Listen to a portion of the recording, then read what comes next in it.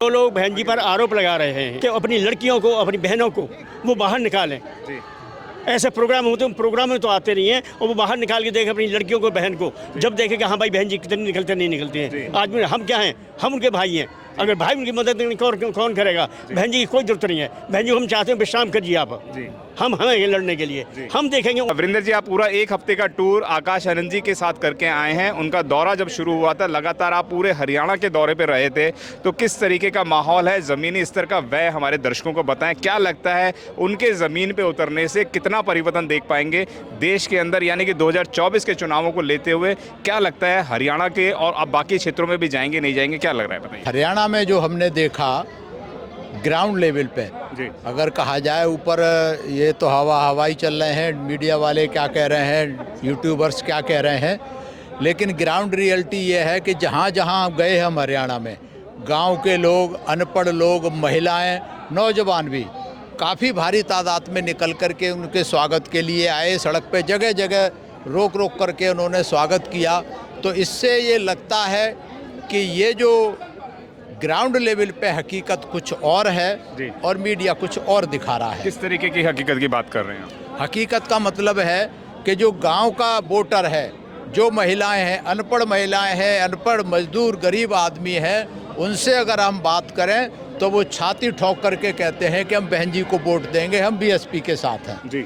उनसे पूछते हैं भैया क्यों दोगे, महिलाओं से पूछते हैं क्यों देंगे, बोले कह रहे हैं इनसे बढ़िया आज तक किसी ने राज नहीं चलाया। मीडिया में तो कोई दिखाता नहीं है ऐसा। अब मीडिया तो देखो ऐसा है, अभी मैं तो मीडिया देखता नहीं, मेन स्ट्रीम मीडिया, अभी कोई साथी कह रहे थे कि आजकल सारे जितने चैनल हैं, मेन स्ट्रीम के चैनल, हिंदी वाले, अंग्रेजी वाले, सारे के सारे 400 पार दिखा रहे हैं जी। सारे चैनल जी। तो वो सारे चैनल एक या दो लोगों द्वारा मैनेज किए जा रहे हैं, तो वो अपनी दिखाएंगे, दिखा करके ये झूठी हवा बना के थोड़ा बहुत, तो मतलब एक झूठ को साहब कांसीराम कहा करते थे कि एक झूठ को आप 100 बार बोलो तो कम से कम 100 नहीं तो 50 लोग तो सच मान ही लेंगे जी। अब सारे टीवी मिल करके एक इन्होंने स्ट्रेटजी बनाई हुई है कि लगातार सब 400 से नीचे कोई बात ही नहीं करना चाह रहा। और मैंने खुद देखा है, इनका आधार पूछ लिया जाए कि भाई कौन से आधार पे आपने किया, कितने वोटरों के बीच में, कितनी लोकसभा विधानसभा में जाके सर्वे किया, तो वो सब नीलबट्टे सन्नाटा है जी। तो इन चीज़ों से ये है, हमें पता लगता है कि जब हम धरातल पे देखते हैं, लोगों के बीच में जाके देखते हैं, तो वहाँ हकीकत कुछ और है। वहाँ बीजेपी की भी बात करते हैं तो बीजेपी में आज की तारीख में हर आदमी, इवन गांव के अनपढ़ महिलाएं भी इस बात को जानती हैं कि सिलेंडर फ्री दे दिया। जो 300 रुपये का सिलेंडर आता था और 1200 रुपये का हो गया, तो फ्री कहाँ रहा जी। ये गांव का व्यक्ति जान चुका है। सर, लोग ये भी कहते हैं कि नून रोटी खाएंगे मोदी को जिताएंगे। ये जो कहते हैं सिर्फ टीवी पे ही कहते हैं, हवा में कहते हैं, गांव में कोई नहीं कहता। हमने बहुत गांव में बहुत लोगों को पूछा कि भाई आपको सिलेंडर फ्री दे दिया, आपको अनाज फ्री दे रहे हैं, तो वही है कि भाई 5 किलो अनाज से क्या होता है।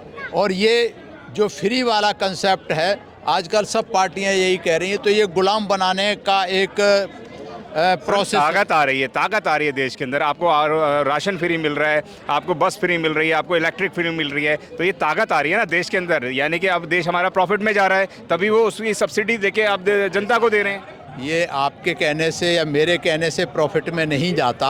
आप देखेंगे देश के जो संसाधन हैं वो मोदी के या किसी सरकार के नहीं हैं, वो देश के संसाधन हैं। उनको आप हर चीज़ को फ्री में लुटाते रहोगे तो रेवेन्यू कहाँ से आएगा।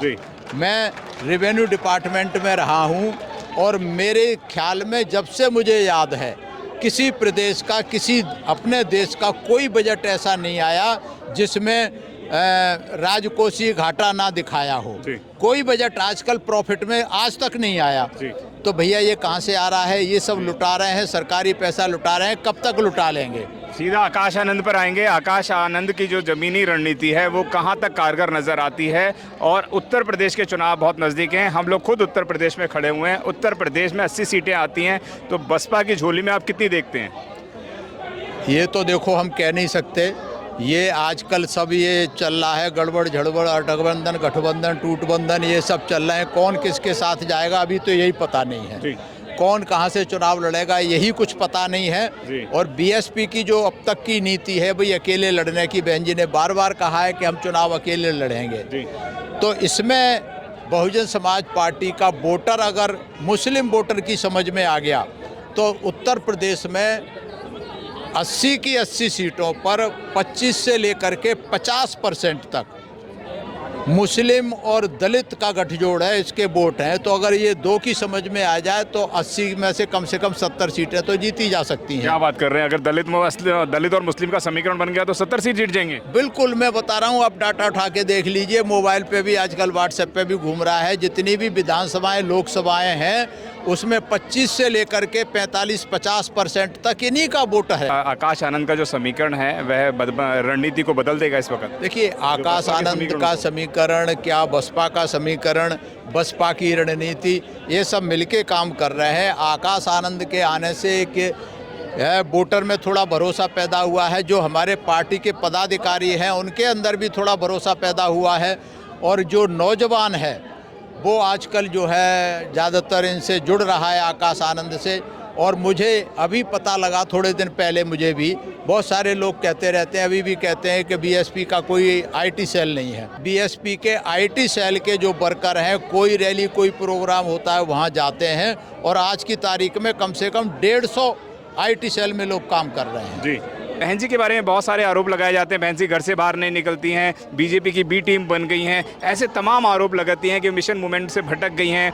क्या कहना चाहेंगे सर? नहीं, आरोप कौन लगा रहा है? जी, बहुजन समाज के लोग। आरोप नहीं, कोई समाज का नहीं है, वो समाज के है ही नहीं जी। मैं उनको समाज का कहता नहीं। जो लोग बहन जी पर आरोप लगा रहे हैं उस समय वो नहीं देख रहे थे जब बहन जी साइकिल पर चलती, जब उनकी उम्र 21 और 24 के बीच में थी, उस समय नहीं देख रहे थे।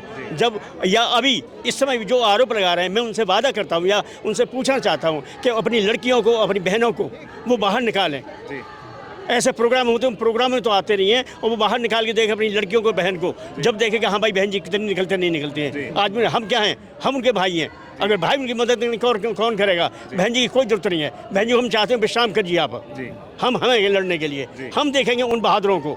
अब जो डबल इंजन सरकार इनकी जो चल रही थी, सुनिए आप, जो डबल इंजन सरकार हो रही थी, अब इनकी सिंगल होकर फेल होती जा रही है। हरियाणा में इनकी सरकार फेल हो गई, यूपी भी फेल होगी, इनकी सरकारें फेल हो रही हैं। डबल इंजन का बकवास करते हैं ये लोग, बिल्कुल थोती बातें हैं इनकी। इसलिए लोगों को बहकाव नहीं आना चाहिए। जो ताकत बहन जी की है वो कोई नहीं बना सकता है। बहन जी का शासन सबसे बढ़िया शासन है और इस बार बहन जी की सरकार बनेगी, अवश्य बनेगी। क्या मिलेगा बहन जी की सरकार अगर आ जाएगी तो? अरे शासन प्रशासन, जो आदमी को अभी तक जो हमारा संविधान, हर एक इक्वलिटी, समानता, सबको समानता, समान अधिकार, सबको बराबर का अधिकार, जमींदार सबको घर, अपना मकान, अपनी कपड़ा रोटी और मकान, सबको बड़े आराम से मिलेगा। बीजेपी भी यही कह रही है, जहां झुकगी वहीं मकान बना देगी। अरे इस तरह से कोई झूठा नहीं है अभी तक। अगर झूठा में झूठा सबसे बड़ा है तो बीजेपी है, लेकिन लोगों को क्यों नहीं अभी सब समझ में आ रहा है? ये बिल्कुल समझ में आ गया लोगों को, कोई वोट नहीं दे रहा है, उनका सिर्फ ईवीएम काम कर रहा है। अभी भी हल्ला मचा रहे हैं, 304 बने। अरे बेवकूफ़ हो, 207 पर गवर्नमेंट बन जाती है, 252 पे, फिर 227 के बाद क्या करोगे बाकी वोटों का? क्या करोगे तुम?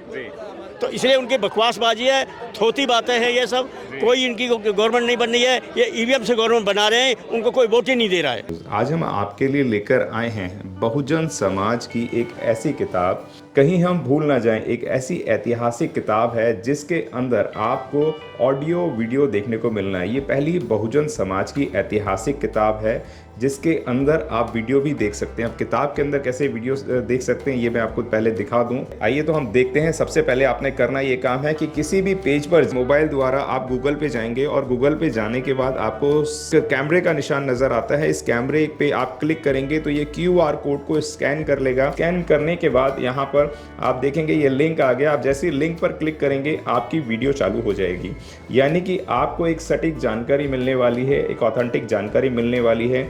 बहुजन समाज की पहली ऐतिहासिक किताब है जिसके अंदर आपको तमाम महापुरुषों की जानकारी मिलने वाली है। आप इस किताब में देख पाएंगे तथागत सम्यक बुद्ध जिनकी पूरी जीवनी आपको मिलने वाली है, महान सम्राट अशोक जिनका जीवनी आपको इसके अंदर पूरी मिलने वाली है, संत कबीर दास, संत शिरोमणि गुरु रविदास, सम्राट मीर भोज जिन्होंने इतिहास रचने का काम किया, गुरु घासीदास बाबा, वीरांगना झलकारी बाई, वीरांगना उदा देवी पासी, नागेली वीरांगना की कहानी, एकलव्य जिसका अंगूठा काट लिया था धोखे से, चोखा मेला हरिचंद ठाकुर, ज्ञानदीप छत्रपति शाहूजी महाराज, बिरसा मुंडा, ज्योतिबा फूले, माता सावित्रीबाई फूले, फातिमा शेख, ईवी रामास्वामी, स्वामी अच्युतानंद, बाबा साहब डॉक्टर BR अंबेडकर, जिनका मूल ग्रंथ आपको इसमें छोटी सी किताब में मिलने वाला है। आप ऑडियो भी देख सकते हैं, वीडियो भी देख सकते हैं।